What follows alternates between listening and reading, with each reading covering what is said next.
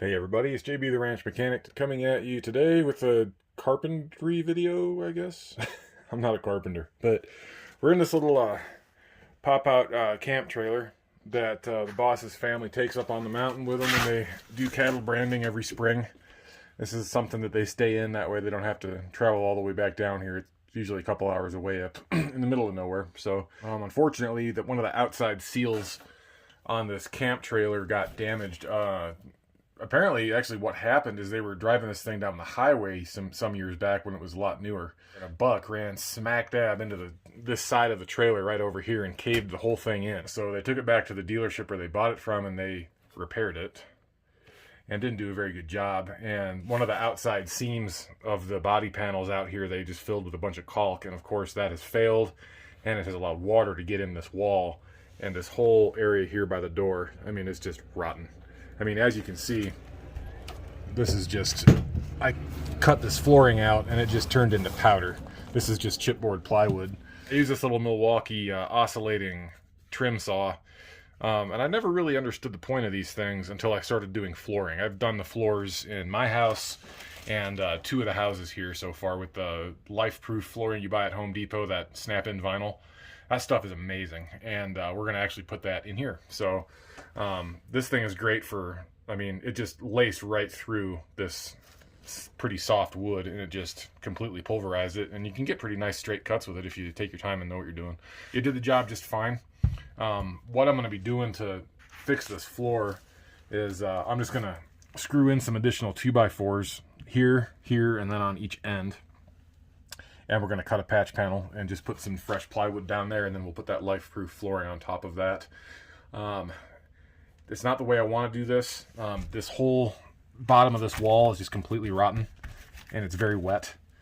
So unfortunately, it's not really in the cards to replace this thing because they're going to need the trailer a lot sooner than that. So I'm going to spray some bleach down in here, kill all the mold and nastiness that's growing underneath there. That's what I pulled out of that back corner. And we'll put that patch panel in. And since unfortunately the original plywood goes all the way underneath, it's underneath this wall. So because there's no stud to attach anything to, that's why we'll put some extra 2x4s on here. Basically a little template for the new plywood to sit down inside, and then we'll screw it down into there and add our new flooring on top of that. We'll have to replace some insulation too, because that's all soaking wet and disgusting. So we'll throw in some new fiberglass insulation down in there. I'm going to vacuum up all this crap and get it cleaned out, and yeah, we'll go from there. Anyway, I've already pulled all the rest of the tile up off the floor. They just had the original tile that was in here failed some years ago, so they put that stick-on linoleum stuff in there, and of course that lasted for about 2 weeks before it started separating. You can see all those little dirt squares on the floor where all the tiles had shrunk and separated from each other, and a bunch of garbage to get underneath there. So we're going to LifeProof this whole thing, which is really nice because it has padding built into it, and it's waterproof once you get it locked together. So really good stuff. And then we'll silicone around all of this with clear silicone, and then we'll go on the outside and the roof, and we'll figure out any spots where water might be getting in, and we'll seal all those up with silicone as well. So that's the plan. I'm going to get cracking here. I'll bring you back in a little bit and kind of show you what progress we've made. All right, guys. So basically, I went through and cut out the rest of the linoleum out of here. Got this all cleaned up. This chipboard over on this side is actually in really, really good shape. Just the damage starts when you get over here. I got this all vacuumed out, and then I have a little space heater inside here, and I got it sealed up as best I can. But when I went to pull this out, this is still soaking wet. But we got this space heater in there, and we're going to let that dry out overnight. I went through and cleaned out a bunch of the registers and got some of the vents and stuff that were full of dirt and got those cleaned out as best I could. Got the rest of the tile pulled up, extended the slide out, and got the rest of the tile out of here. Justin's going to the store tonight. He's going to go to Home Depot and grab all the flooring and some clear silicone and a few other things that we need. I found the cord for shore power, so I got shore power hooked up to this thing, so I got the interior lights going. But yeah, we're just going to have to kind of wait and see, and hope this dries out overnight with that heat blowing on it. Because if that doesn't dry out overnight, we're not going to be able to do anything with it tomorrow either until this gets squared away. Because I certainly don't want to bury that with it still wet down in there. That's just asking for trouble. We're going to wait on letting that dry out, and then we'll go from there. So more tomorrow. Alright guys, it's the following day, and I'm doing a voiceover because, as you can see, I took my wife's hair dryer and set it up because the floor was not dry at this point, and I wanted to get a little bit more direct heat blowing in that back corner where it was soaking wet. Unfortunately, with the hair dryer on, I didn't realize how much of that background noise my mic on the camera was picking up, and it completely washed out everything that I was trying to say. So, basically, where we're at this point in the video is that the floor is still wet. I can't do anything with it. I've got the hair dryer set up and I'm waiting for the floor to dry out. That's pretty much it. I'll bring you back once this segment's over and we'll go from there. Okay folks, a little update here. Sorry I kind of got back into work mode as I usually do and forgot to whip out the camera. But yeah, got our 2x4s cut down to size. And I got our patch panel cut out of some 3/4 inch plywood that I had laying around. I already managed to tear my hand up pretty good today. That's par for the course. That's fine. So yeah, I got these leveled and screwed in the best I could. The patch panel fits pretty well, so I'm going to get some insulation just to tuck in here real quick, and then we'll go ahead and get this panel locked down, screwed into place, and then I'm going to go to lunch. Hopefully after lunch I'll actually get to start on the flooring, which is right here. This is the LifeProof flooring you get at Home Depot. Personally, I've had really good experiences with this. The problem is Justin found a color that, you know, everyone approved of, and it was nice because it was on sale. So instead of $60 a box, it was only $40 a box, but instead of 8 boxes, he could only get 6. That's all they had left in stock. So I think we'll be okay, but you know, you can never use everything in these boxes because you got to cut them way down so that the seams don't all line up perfectly. You want to cut them so they're different lengths so they're offset. That way the seams aren't right next to each other in a perfect grid. That just helps with them being waterproof. But anyway, if we run out, we'll cross that bridge when we come to it. I'm hoping that the color hasn't been discontinued and it was just a stock thing that they were clearing out. So if we need to order more, if we need it, I'm hoping that we can, but I guess we'll see. So anyway, I'm going to get this insulation thrown in here real quick, get this cover buttoned up, and we'll go from there. Go ahead and throw this panel on.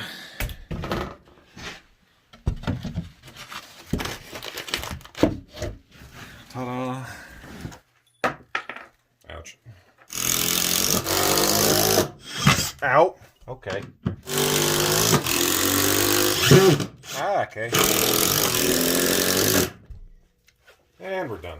Alright, lunchtime. Well, hey, good morning everybody. It's day 3 of this little reflooring project in the camp trailer. It's just been one problem after another.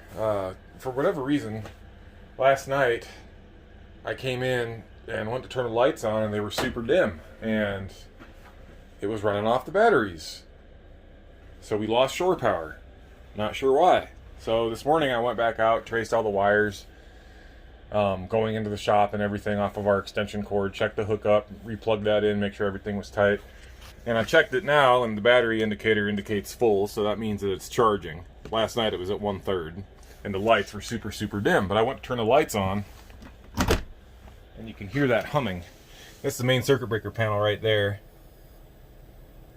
I don't know if you're gonna be able to hear that or not. That, yeah, that.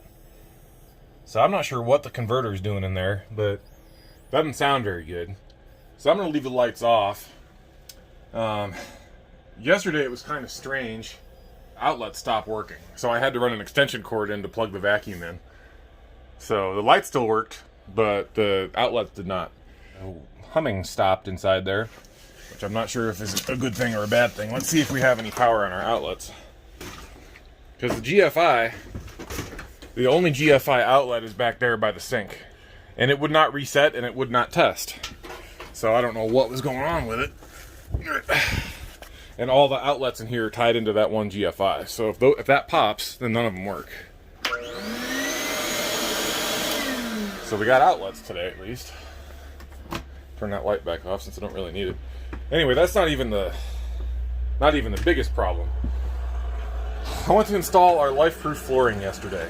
I mentioned at the beginning of this that I've never had an issue with LifeProof flooring. It's been great, and I've done 3 houses with this stuff. This is not the same crap. I don't know what it is about this stuff. It was on sale, which is why Justin got it, but the locking tabs on it are completely different, and the underlayment is completely different, and it's about a 1/16 of an inch thinner than the regular LifeProof flooring that we've used in the past. And you cannot get this stuff to lock together once you stack it up. It's very, very strange. So I fought with this stuff for 2 hours yesterday, and finally I said, you know what? Screw this. I'm going back to Home Depot and I'm returning it. I'm going to get something different. And I'm going to see if they have the regular LifeProof flooring in there that, you know, was not on sale. And I went to take it back, and the lady behind this customer service counter was like, well, is there a problem with it? I mean, she opened up one of the boxes and took a look at it, and she had never seen this LifeProof flooring with this particular locking setup and this white underlayment. It's not normal. But she thinks it might be a really, really old batch that they're just trying to blow out. That's why it was on sale, because this time of year, apparently Home Depot's warehouses clean out, and they just try to put everything out on sale in the stores. So she's thinking that this was just a really, really old product and they were trying to get rid of it. So it might be like first gen flooring and it's junk. I know, I'm not a stupid guy, but I fought with this crap for 2 hours yesterday and I just could not get it to work. So we're going to trash that stuff, or we're going to put in the good stuff, and we're going to go from there. So I'm going to get the camera set back up here, get started, get some of the hard stuff out of the way, and then I'll show you how this goes together. Okay guys, new stuff is going in. Much nicer. This is what I'm familiar with. This is exactly how it's supposed to be going. I've made more progress in the last hour than I made all afternoon yesterday with this garbage, this old LifeProof stuff. And it definitely is different. I mean, it's thinner than the new stuff, like I said earlier, and comparing it, it's also quite a bit thinner. It's like 1.5 inches. Each plank is about 1.5 inches more narrow. How this stuff goes together is pretty simple. What you're going to want to do if you're installing this yourself, for a minimum, you're going to want a bed blow hammer. And they do make special tools for driving these things closed, but I find it easier to just use a scrap cut off of one of the tiles. And you use that, you butt it up against here, and once you get it down in position, you're probably going to have a gap at the rear seam. So what you do, you just take this and you just go along the edge and you whack it until the board is completely locked in place and that gap the gap in the seam closes. Because if you have any gaps in these, they're not going to be waterproof. They have to be locked together completely if you want the maximum waterproof protection from it. So we have a nice easy board to install here, so I'll show you guys that since we don't have any cuts or anything to make. So you just take your board, and when you start this stuff, you want the tongue sticking out toward you. So your back corner is usually where you're going to want to start. And make sure you got your tongue facing toward you. And you want to work left to right. That's how this stuff locks together. If you try to go right to left, you're going to have your overhang here, and you're gonna have to try to slide the boards underneath it. Just believe me, it does not work. You'll be very frustrated and you'll have to start over. So just take this again with the tongue facing you. You just lock this in along the bottom. Make sure it's all the way over as far as it'll go so that your panels line up. And you want to kind of rock it down and in. But I don't know if you can see this or not. See if I can pick the phone up and show you. But here, like right here at this board, this is a seam right here. There's no split there at all. There's no gap or anything. It's nice and flat. Here, you can see we still have a gap. That's where your little scrap and hammer come into play. Just take your scrap, line it up on top of the tongue. You don't want to hit the tongue directly because you can actually fracture this and break it off. This is pretty delicate. You want to hit the actual vinyl on the top. So go above the tongue and catch it on this lip right here. You see that gap? You probably can't see the gap closing on the camera, but I'll show you when I'm finished. And you want to work your way all the way down. Don't be afraid to whack on that stuff pretty hard. It's pretty tough as long as you're not hitting it on the actual tongue. That vinyl layer is tough stuff. And you just take your dead blow mallet and you seat the tongue into the groove over here.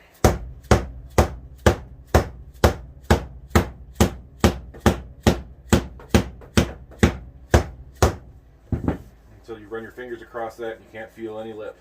That's completely flat and flush.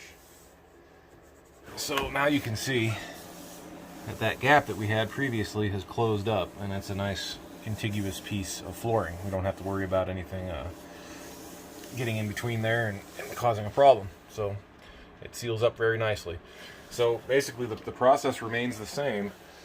for this entire floor. You just continue laying your boards out. Now obviously we have a very short section here, but the wall is narrower than the board, so we have to take a board and make some measurements here and cut out a big section of it to go around the wall, because we can't just throw a short piece in there, because if we cut off the short piece then we have nothing for the next board to attach to, because we have that jagged edge that we've cut. So we have to keep the factory edges intact is wherever possible, unless you're up against a wall. If there's a place where you have to continue the flooring, you need to keep that factory edge there. Sometimes you get lucky and the board is exactly the width of your seam at the wall, and you can get away with putting a piece of, like, molding or something over it. Great. But unfortunately that's not the case here. I'm going to have to cut a pretty big chunk of waste out of one of these boards just to have that little narrow strip with that tongue on it, so we can continue. And yeah, it's fairly simple. Just a couple of tips as you're doing this. Make sure your subflooring is really clean. Any sawdust or shavings from cutting these boards down, ideally you want to do it outside, out of the room you're working in, but that's not really possible because this trailer is so small and my power out here is limited. So I've just been using the trim saw here to kind of cut things down and notch stuff. But I also have the shop vac in here, so whenever I make a cut and I get sawdust all over the place, or plastic dust, whatever it is, you just make sure you vacuum all that up.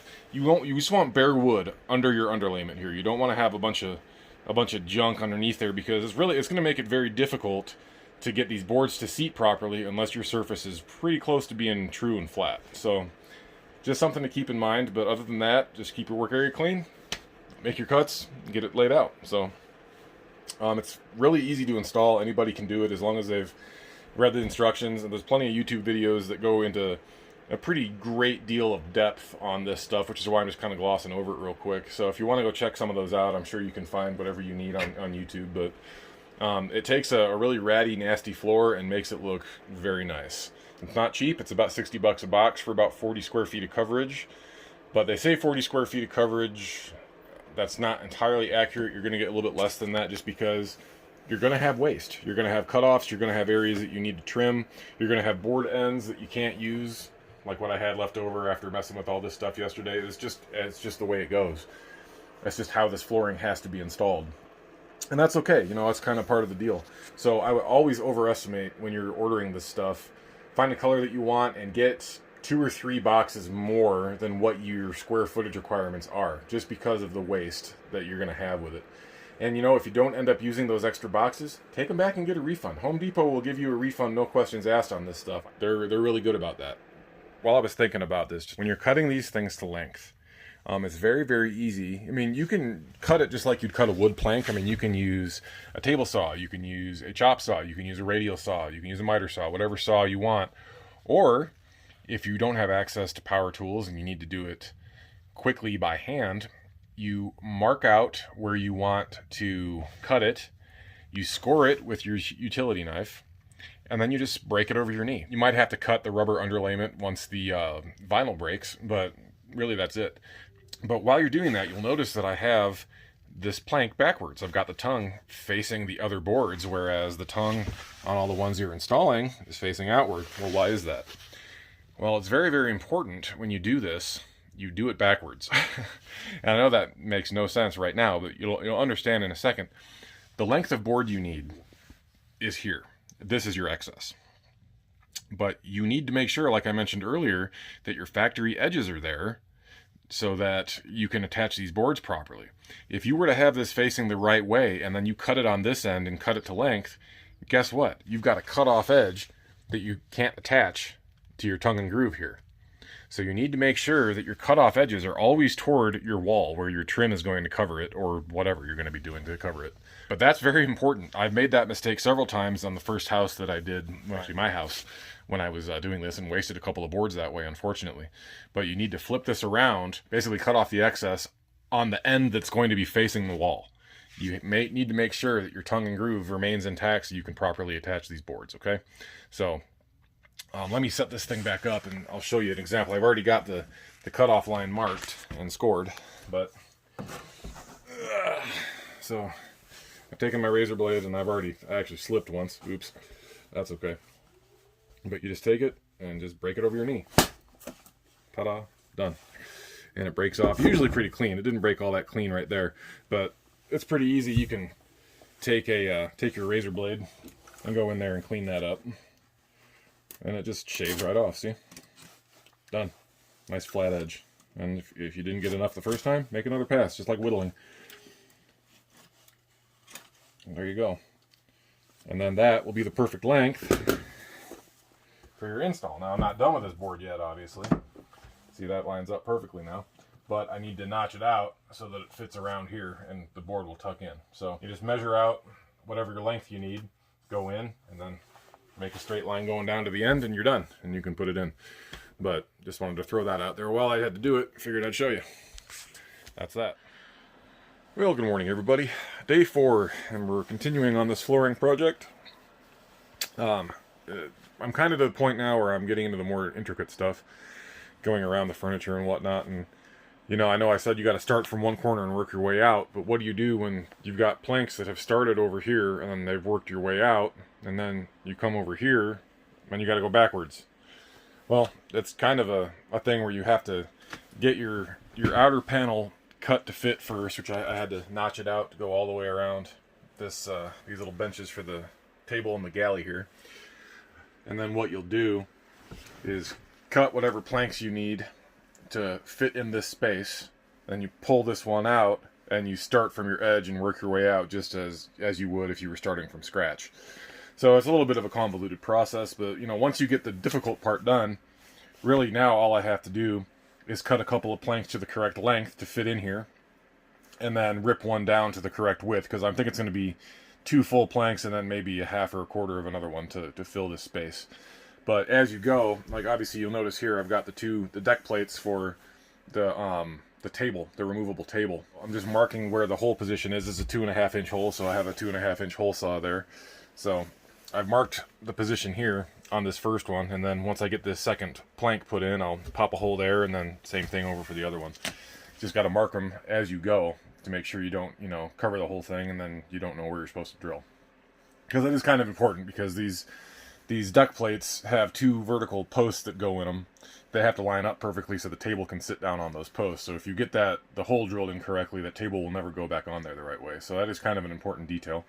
But if you're just laying this flooring in a bedroom or a hallway or whatever, it's kind of immaterial. But just things like that you need to think about before you actually start cutting stuff and putting it together. So anyway, bring you back here shortly.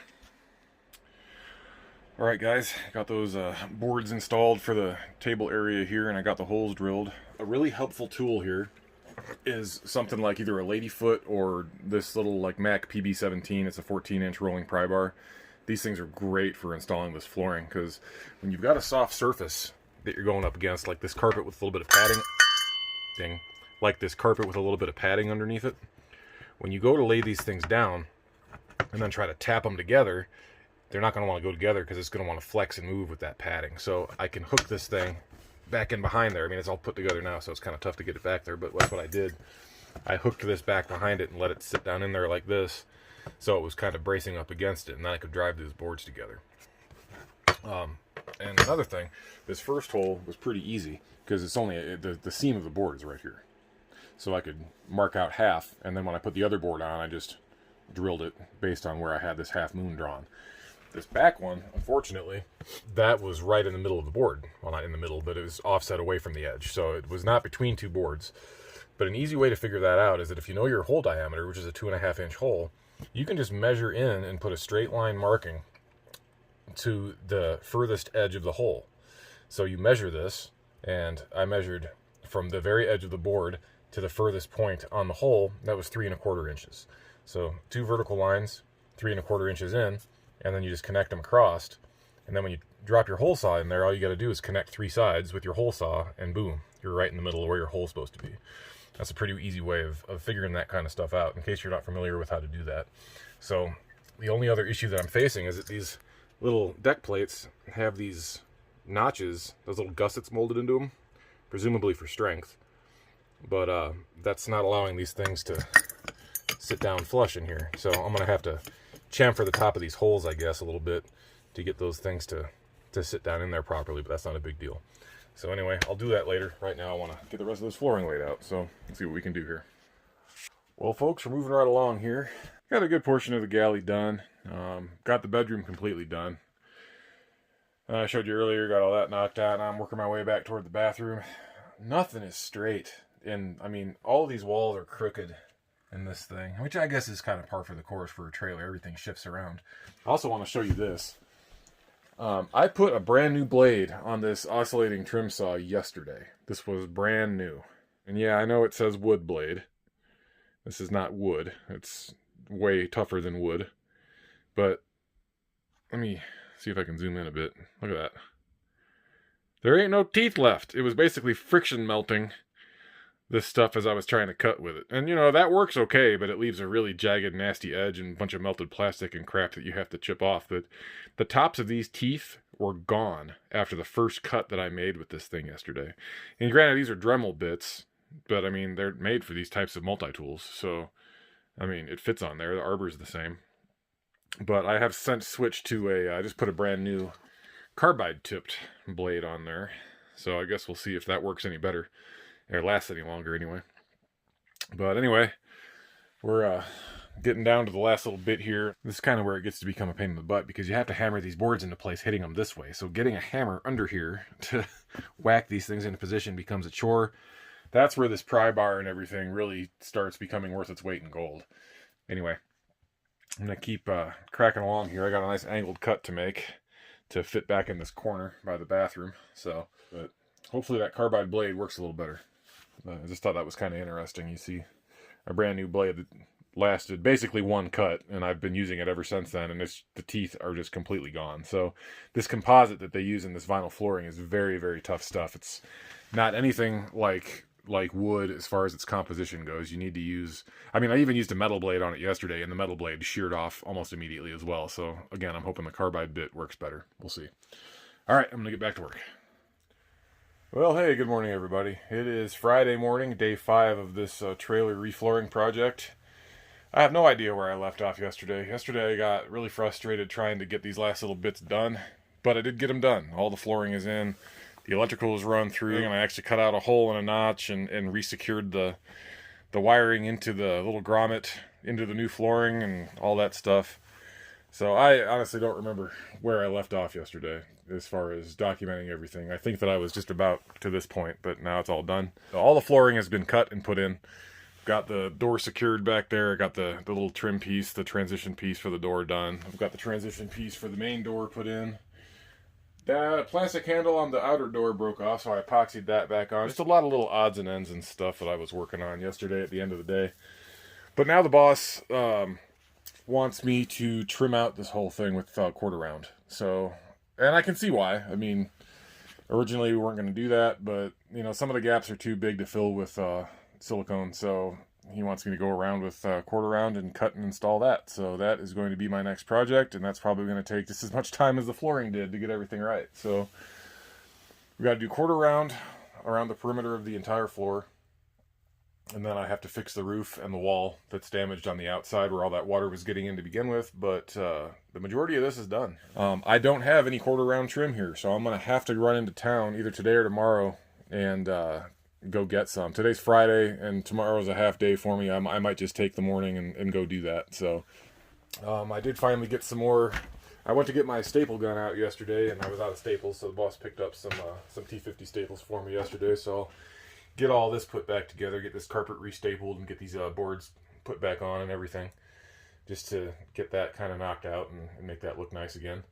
The boss asked me why I didn't take this box out to just continue the flooring just completely underneath this, and I'll tell you guys the same thing I told him. I tried. I took out all the bolts in these brackets down here, but a couple things. One, this is actually physically glued to the floor. They've got it attached with silicone. And on top of that, this is built into this. These two halves are connected with nails and staples and screws. And this is so fragile and so flimsy that if I were to try to take this off the floor, I'd just destroy it. I mean, I'd have to rebuild it. And I just didn't feel like messing with that, to be completely honest. It's just not that big of a deal for this particular trailer. So I went around it. It is what it is. This folds down and the mattress goes on it, so I'm not worried about it. No one's going to know. This is basically just, these are the two these are the two outer front storage compartments that you gain access to from either side of the outside of the trailer. So this is just basically a continuation of that storage space. So I don't really care about having nice flooring under here where no one's ever going to see it. So anyway, that's where we're at for now. I'm going to go ahead and get the deck plates put in and do some other odds and ends. And then tomorrow I'll go buy some trim. And we'll get this thing trimmed out. And it should be done. So that's where we're at for today. Hey guys, if you're still with me so far, thanks for sticking around. I appreciate it. I'm deciding to split this video into 2 parts just because it'd be about an hour long if I didn't. And I know my attention span isn't that great. I don't know about yours, but I think it'd be better if I just break this up a little bit. So I'll finish the editing on part 2 and get that released here in the next week or so. So you'll have something else to look forward to and finish this project up. But again, thank you very much for watching. I really appreciate all my new subscribers and everybody who's stuck with me so far. I hope you guys have an awesome week and great weekend, and we'll catch you on the next one. Part 2 coming soon. See ya.